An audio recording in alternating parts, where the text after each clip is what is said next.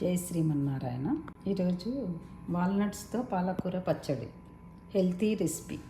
Pan పెట్టుకొని oil వేసుకొని 2 స్పూన్ల నువ్వులు, 1 స్పూను పల్లీలు, 4 పచ్చిమిరపకాయలు, వాల్నట్స్ ఒక 10 వాల్నట్స్.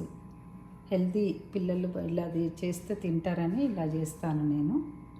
పాలకూర పచ్చడిలో వాల్నట్స్ వేసి చేస్తాను, చాలా బాగుంటుంది. దోరగా వేయించుకొని పక్కకు పెట్టుకోవాలి. పాలకూర, చింతపండు, ఎల్లిపాయ అన్నీ వేసి అది కూడా దోరగా వేయించాలి. అవి ఇలా వేయించుతున్నా చూడండి, ఇలా వేయించేసుకోవాలి. నీరు ఇగ్గిపోయేటట్టుగా వేయించాలి అంతే. వాటర్ పోయకూడదు, ఆ తడితోనే సరిపోతుంది. 1 స్పూన్ ఆయిల్ వేసి దోరగా వేయించాలి. మిక్సీ పట్టేసి ఇలా ఉంటుంది. అదే క్లిప్ మిస్ అయింది.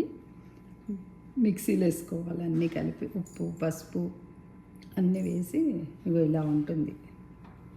హెల్తీ రెసిపీ పాలకూర పచ్చడి.